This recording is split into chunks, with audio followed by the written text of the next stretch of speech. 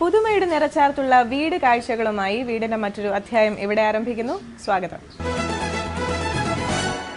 പ്രവാസികളായ കബീറിന്റെയും ഷാരിബയുടെയും തിരുവനന്തപുരത്ത് കുഞ്ചാലമൂടുള്ള vacation home സ്വന്തം ഇഷ്ടപ്രകാരം ഗൃഹനാഥൻ തന്നെ രൂപകൽപ്പന ചെയ്തെടുത്ത കളിവീട് കാണാം ഇന്ന്.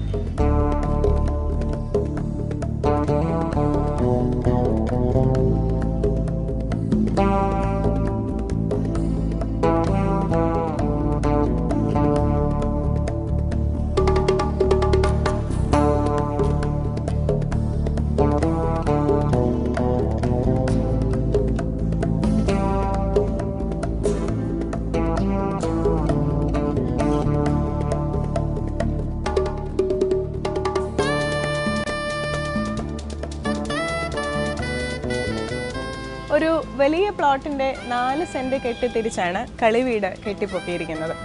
പ്ലോട്ടിന്റെ ഭൂരിഭാഗവും വീടിന് വേണ്ടി തന്നെയാണ് മാറ്റി വെച്ചിരിക്കുന്നത്. എങ്കിൽ പോലും മുൻപിൽ കുറച്ച് ഭാഗത്ത് ലാൻഡ്സ്കേപ്പിങ്ങിനായിട്ട് ഇടം കണ്ടെത്തിയിട്ടുണ്ട്. അവിടെ ലോണൊക്കെ പാകി ചെറിയ ചെടികളൊക്കെ കൊടുത്ത് മനോഹരമാക്കിയിരിക്കുന്നു.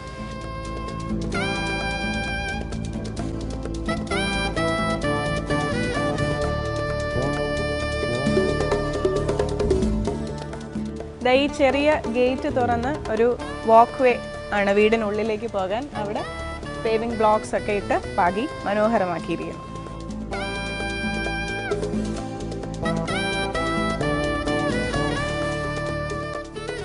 ഇംഗ്ലീഷ് വീടുകളുടെ ആ ഒരു ശൈലിയിൽ അല്ലെങ്കിൽ അതിനെ മാതൃകയാക്കിയാണ് ഈ വീടിന്റെ എലിവേഷൻ ഡിസൈൻ ചെയ്ത് എടുത്തിരിക്കുന്നത്. ചെറിയ പ്ലോട്ട് ആയതുകൊണ്ട് തന്നെ നമ്മൾ ഗേറ്റിൻ്റെ അവിടെ നിൽക്കുമ്പോൾ തന്നെ വീടിൻ്റെ എലിവേഷൻ നല്ല രീതിയിൽ നമുക്ക് ദൃശ്യമാകുന്നുണ്ട്. അതിലേറ്റവും എടുത്ത് അറിയാവുന്ന ഒരു കാര്യമെന്ന് പറയുന്നത് ഇളം നീലയും കടും നീലയും ചേർത്തുള്ള ഒരു ഗ്രൂവ് വർക്ക് ചെയ്തിരിക്കുന്നതാണ് ചുവരുകളിൽ ചെയ്തിരിക്കുന്നത്. യൂഷ്വലി ഇംഗ്ലീഷ് വീടുകളിൽ അത് തടിയിലാണ് ചെയ്ത് കാണാറ്. എന്നാൽ ഇവിടെ അത് സിമെൻറ്റ് യൂസ് ചെയ്ത് തന്നെ കട്ട് ചെയ്ത് ആ ഒരു ഡിസൈൻ അവർ കൈവരിച്ചിരിക്കുകയാണ്. അതുപോലെ പൂമുഖത്ത് നല്ല പ്രൗഢിയോടെ നിൽക്കുന്ന 2 കണ്ണാടി തൂണുകളുണ്ട്. അതായത് നോർമൽ തൂണുകളാണ്, അതിൽ ചെറിയ കണ്ണാടി തുണ്ടുകൾ ഒട്ടിച്ച് അതിമനോഹരമായിട്ട് ചെയ്തെടുത്തിരിക്കുന്നു. ജാപ്പനീസ് വാസ്തുപ്രകാരം ഇത്തരത്തിൽ കണ്ണാടി വെച്ച് കഴിഞ്ഞാൽ വീടിനുള്ളിലേക്ക് സമ്പത്ത് വരും എന്നാണ് വിശ്വാസം.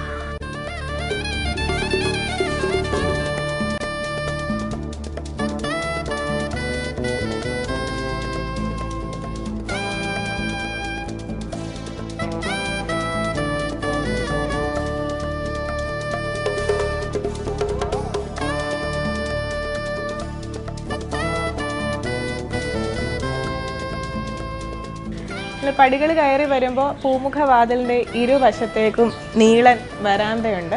അതിൻ്റെ ഈ ഭാഗത്തായിട്ട് ഒരു ചെറിയ സീറ്റിംഗ് അറേഞ്ച്മെൻ്റ് ഒക്കെ കൊടുത്ത് വെയിലൊന്നും അകത്തേക്ക് വരാത്ത രീതിയിൽ മറച്ച് ചെയ്ത് എടുത്തിട്ടുണ്ട്.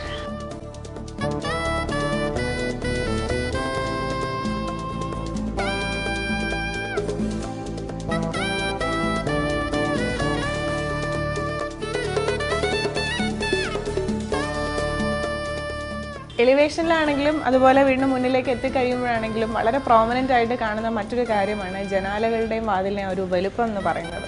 വളരെ ഹ്യൂജ് സൈസ് ആയിട്ടുള്ള ഒരു ഡോറാണ് അതാ കൊടുത്തിരിക്കുന്നത്.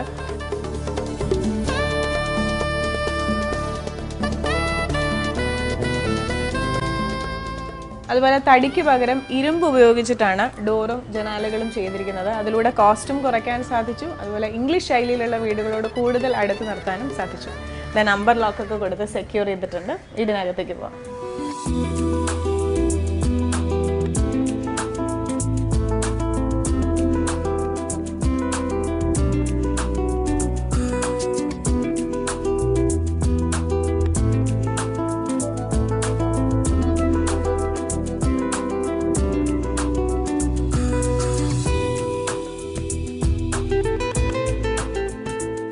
വളരെ പ്രൗഢമായ ഒരു ലിവിംഗ് സ്പേസിലേക്കാണ് നമ്മൾ കയറി വരുന്നത്.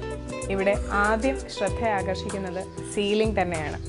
PVC-യും ഫൈബറും യോജിപ്പിച്ച് ഗുജറാത്തിൽ പ്രത്യേകമായിട്ട് ചെയ്തെടുത്ത ഒരു മെറ്റീരിയൽ വെച്ചിട്ടാണ് ഇവിടുത്തെ സീലിംഗ് ചെയ്തിരിക്കുന്നത്. ഫോൾ സീലിംഗ് ഘടിപ്പിക്കുന്ന അതേ മെക്കാനിസത്തിൽ തന്നെയാണ് ഇവിടെ ഇത് ഘടിപ്പിച്ചിരിക്കുന്നത്. പക്ഷെ വളരെ ലൈറ്റ് വെയ്റ്റ് ആണ്. എന്നാൽ കാണാനാണെങ്കിൽ വളരെ ഒരു റോയൽ ലുക്ക് തരുന്ന രീതിയിലുള്ള ഒരു വർക്കാണ്. അവിടെ നിന്ന് വളരെ ഭംഗിയുള്ള ഒരു ലാമ്പ് ഫിക്സ്ചറും തൂക്കിയിട്ടിരിക്കുന്നു.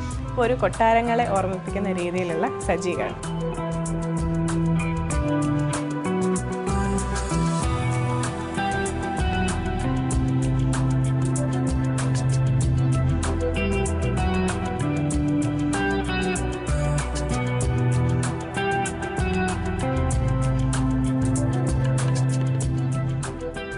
വലിയൊരു TV യൂണിറ്റാണ് ഈ ഭാഗത്തായിട്ട് കൊടുത്തിട്ടുള്ളത്. ആ ഒരു എൻറ്റയർ വാളിൽ മിറേഴ്സാണ് ഘടിപ്പിച്ചിരിക്കുന്നത്. മിറേഴ്സിൻ്റെ വെർട്ടിക്കൽ സ്ട്രിപ്സ് കൊടുത്ത് ചെയ്തിരിക്കുന്നു. അപ്പോൾ ഇതിൻ്റെ ഒരു ഗുണം വെച്ചാൽ ചെറിയൊരു വീടാണിത്. അപ്പോൾ അതിനുള്ളിലെ ചെറിയൊരു ലിവിങ് സ്പേസിന് കൂടുതൽ വോള്യൂമുള്ള ഒരു ഫീൽ ലഭിക്കുന്നതിന് ഈ മിറേഴ്സ് സഹായിക്കുന്നു. ഫ്ലോറിലേക്ക് വന്നു കഴിഞ്ഞാൽ 2 നിറത്തിലുള്ള വിട്രിഫൈഡ് ടൈൽസ് യൂസ് ചെയ്തിട്ടാണ് ഒരു ചെസ് ബോർഡ് കാണുന്ന ഒരു പ്രതീതി ജനിപ്പിക്കുന്ന രീതിയിൽ ഒരു ഫ്ലോറിംഗ് ആണ് കൊടുത്തിട്ടുള്ളത്. അതുപോലെ ഈ സൈഡിലേക്ക് വന്നു കഴിഞ്ഞാൽ വാളിൽ ചെയ്തിരിക്കുന്നത് കംപ്ലീറ്റ് ആയിട്ടും വാൾപേപ്പർ കൊടുത്തിരിക്കുകയാണ്. അതിൽ ഇൻവിസിബിൾ ആയിട്ടാണ് ഈ ഡോറ് നിൽക്കുന്നത്. ഇതൊരു ബാത്റൂമിൻ്റെ ഡോറാണ്. അപ്പോൾ കയറി വരുമ്പോൾ തന്നെ നമ്മുടെ നോട്ടം പതിയുന്ന ഒരു പ്രതലമാണിത്. അപ്പോൾ അവിടെ ഒരു ബാത്റൂം ഡോർ ഉണ്ടെന്ന് തോന്നിപ്പിക്കാത്ത രീതിയിൽ തന്നെ ഡിസൈൻ ചെയ്തെടുത്തിരിക്കുന്നു. അവിടെ ഒരു ചെറിയ അക്വേറിയവും കൊടുത്തിരിക്കുന്നു. അപ്പോൾ വാസ്തു പ്രകാരം പ്രധാന വാതിൽ തുറന്ന് കയറി വരുമ്പോൾ ആദ്യം കാണുന്നത് ഈ വാളും അതിൽ കൊടുത്തിരിക്കുന്ന ഈ ചെറിയ അക്വേറിയവുമാണ്.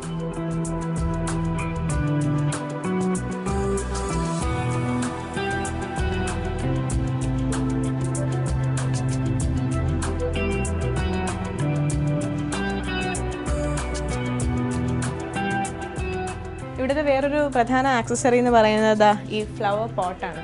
നമ്മൾ കയറി വന്നപ്പോൾ പൂമുഖത്ത് കണ്ടിരുന്ന ചെറിയ കണ്ണാടി തുണ്ടുകൾ പിടിപ്പിച്ച 2 തൂണുകൾ, അതേപോലെ ഹാൻഡ് വർക്ക് ചെയ്ത്, അതായത് കൈകൊണ്ട് ചെറിയ കണ്ണാടി തുണ്ടുകൾ പിടിപ്പിച്ച് ചെയ്തെടുത്ത ഒരു ഫ്ലവർ പോട്ടാണിത്. ഇത് റെഡിമെയ്ഡായിട്ട് മേടിക്കാൻ പോയി കഴിഞ്ഞാൽ 10-12,000 രൂപയാവും. പക്ഷേ ഇത്തരത്തിൽ വെച്ച് പിടിപ്പിച്ച് ചെയ്തെടുക്കാൻ ഇവിടുത്തെ ഗൃഹനാഥൻ്റെ ബന്ധുവിന് ഏതാണ്ട് 400 രൂപയെ ചിലവായുള്ളൂ.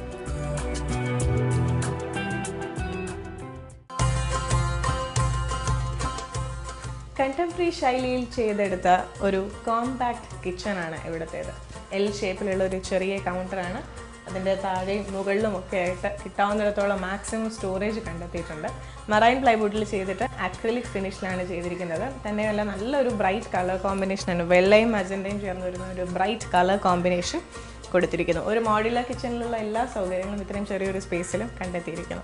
അപ്പോൾ ഇവിടെ എക്സ്ട്രാ ആയിട്ട് കൊടുത്തിട്ടുള്ള ഒരു കാര്യം, യൂഷ്വലി ഹുഡും ഹോബും കൊടുക്കുമ്പോൾ ഇങ്ങനെ ഒരു പാർട്ടീഷൻ ചെയ്ത് നമ്മൾ കാണാറില്ല. ഇവിടെ ഒരു നോർമൽ ഗ്യാസ് സ്റ്റവും ഒപ്പം ചിമ്നി സിസ്റ്റവും ഉണ്ട്. അവിടെ പാത്രങ്ങൾ ഭംഗിയായി തൂക്കിയിടാനുള്ള ഒരു മെക്കാനിസവും അതുപോലെ ഒരു ചെറിയ പാർട്ടീഷൻ സിസ്റ്റവും ഒക്കെ കൊടുത്ത് ഗ്രാനൈറ്റ് കൗണ്ടറിലും ഇട്ട് ഭംഗിയാക്കി എടുത്തിരിക്കുന്നു. അതുപോലെ LED സ്ട്രിപ്സും ഇവിടെയൊക്കെ കൊടുത്തിട്ടുണ്ട്. അപ്പോൾ രാത്രിയിൽ ആയിരിക്കും ശരിക്കും അടുക്കള കാണാൻ നല്ല ഭംഗി.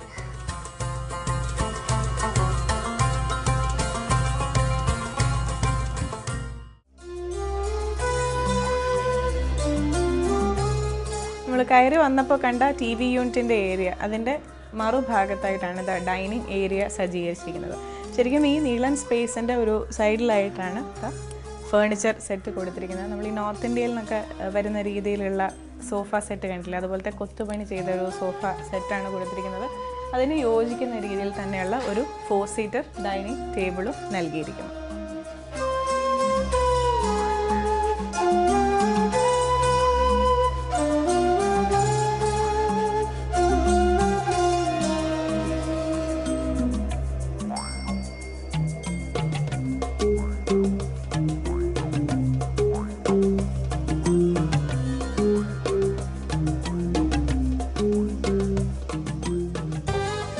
ഡൈനിങ് ഏരിയയുടെ ഈ ഒരു കോർണറിലായിട്ട് വാഷ് കൗണ്ടർ സജ്ജീകരിച്ചിരിക്കുന്നു. വളരെ ഈ വീടിൻ്റെ ഒരു മൂഡിന് ചേരുന്ന രീതിയിലുള്ള വളരെ ഫ്ലാഷി ആയിട്ടുള്ള ഒരു വാഷ് കൗണ്ടർ തന്നെയാണ്. വേറൊരു അട്രാക്ഷൻ എന്ന് പറയുന്നത് ഇതിൻ്റെ ടാപ്പാണ്. കറണ്ട് ഉപയോഗിച്ചല്ല ഇതിൻ്റെ ലൈറ്റ്സ് പ്രവർത്തിക്കുന്നത്. ഇതിനകത്ത് വെള്ളം വരുന്ന പ്രഷർ കൊണ്ട് തന്നെ പ്രവർത്തിക്കുന്ന ഒരു ചെറിയ ഡൈനമോ വെച്ചിട്ടാണ് ഇതിൻ്റെ ലൈറ്റ്സ് പ്രവർത്തിക്കുന്നത്. ഈ ഇരിക്കുന്ന ഒരു എൻറ്റയർ ഏരിയ ഹൈലൈറ്റ് ആവുന്നത് ശരിക്കും ഇതിൻ്റെ പുറകിൽ കൊടുത്തിട്ടുള്ള വാൾപേപ്പറിലൂടെയാണ്. നമ്മൾ അപ്പുറത്തെ സൈഡിൽ കണ്ട ആ ഒരു ബാത്റൂം ഹൈഡ് ചെയ്തിരിക്കുന്ന വാൾപേപ്പർ അത് തന്നെ കണ്ടിന്യൂ ചെയ്ത് വന്നാണ് വാഷ് കൗണ്ടറിൻ്റെയും പുറകിൽ വരുന്നത്.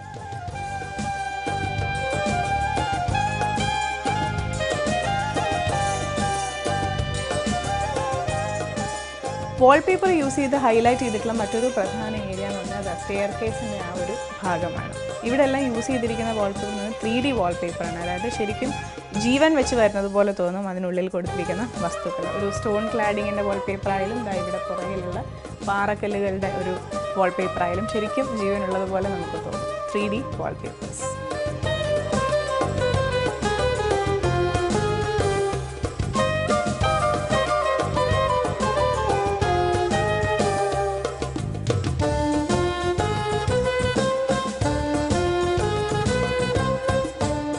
സ്റ്റെയർ കേസ് കയറി മുകളിലേക്ക് ചെന്ന് കഴിഞ്ഞാൽ ചെറിയ 2 റൂംസിനുള്ള ഒരു പ്രൊവിഷൻ ഇട്ടിട്ടുണ്ട്. പക്ഷേ അത് കംപ്ലീറ്റ് ചെയ്ത് എടുത്തിട്ടില്ല. ഇപ്പോൾ ഗ്രൗണ്ട് ഫ്ലോർ മാത്രമായിട്ട് സജീവമായിട്ട് ഉപയോഗിക്കുകയാണ് ഇവർ. ഇതിൻ്റെ ഒരു കോർണറിലായിട്ട് അപ്പുറത്തെ ഭാഗത്ത് ഒരു ചെറിയ ബെഡ്റൂം ഉണ്ട്, അത് കാണാം.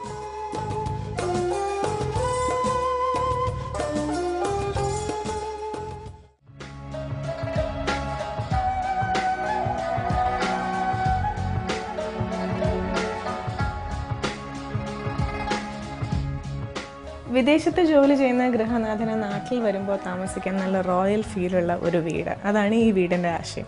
അപ്പോൾ അതിന് ചേരുന്ന രീതിയിലാവണമല്ലോ കിടപ്പുമുറി. അങ്ങനെ തന്നെ ഒരു മുറിയാണ് ഡിസൈൻ ചെയ്തെടുത്തിരിക്കുന്നത്.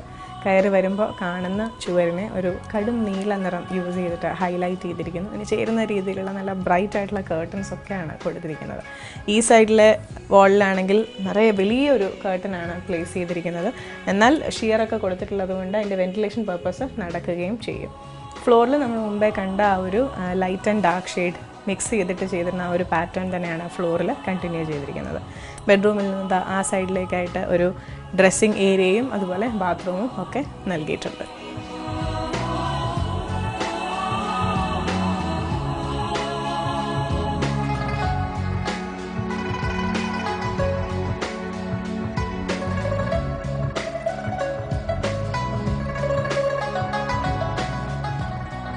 ഇവിടുത്തെ എടുത്തു പറയേണ്ട മറ്റൊരു കാര്യം എന്ന് പറഞ്ഞത് ഈ കബോർഡിൻ്റെ ഒരു പ്ലേസ്മെൻ്റ് ആണ്. പലപ്പോഴും നമ്മുടെ പഴയ സ്റ്റീൽ അലമാരികൾ നമ്മുടെ ഒരു ഇമോഷണൽ അറ്റാച്ച്മെൻറ്റ് ഭാഗമാണ്, അത് നമുക്ക് വിട്ട് കളയാൻ തോന്നില്ല. പക്ഷേ അതിനെ വളരെ സ്മാർട്ടായിട്ട് പ്ലേസ് ചെയ്തിരിക്കുന്ന ഒരു കാഴ്ചയാണ് ഇവിടെ കാണുന്നത്. നല്ല ഫിനിഷുള്ളൊരു PVC ഷീറ്റ് യൂസ് ചെയ്തിട്ട് ഇതിന് ചുറ്റും പാനൽ ചെയ്തിരിക്കുകയാണ്. എന്ന് മാത്രമല്ല ഒരു വാളിൻ്റെ കണ്ടിന്യൂഷനായിട്ട് തന്നെയാണ് വന്നിരിക്കുന്നത്. അതായത് ബാത്റൂം പ്ലേസ് ചെയ്തിരിക്കുന്ന ആ ഒരു വാളിൽ നിന്ന് തുടങ്ങി ഇതിൻ്റെ പാനലിംഗ് ആയി വന്ന് നിൽക്കുമ്പോൾ ശരിക്കും ഇൻറ്റീരിയറിൻ്റെ ഭാഗമായി ബ്ലെൻഡായി തന്നെ ഈ ഒരു അലമാര നിൽക്കുന്നു.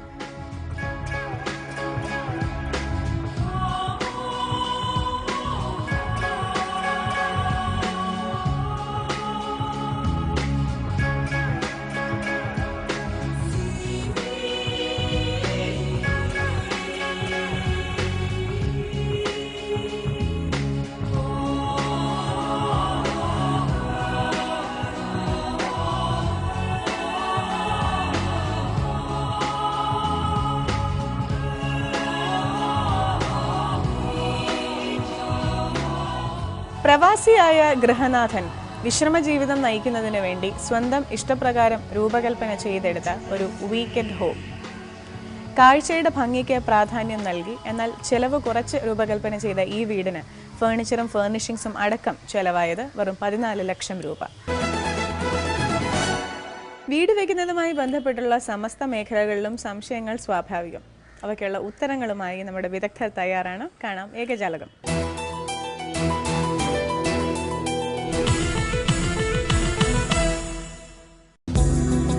ആർക്കിടെക്ചർ. മണലിന്റെ ഗുണനിലവാരം എങ്ങനെ തിരിച്ചറിയാം?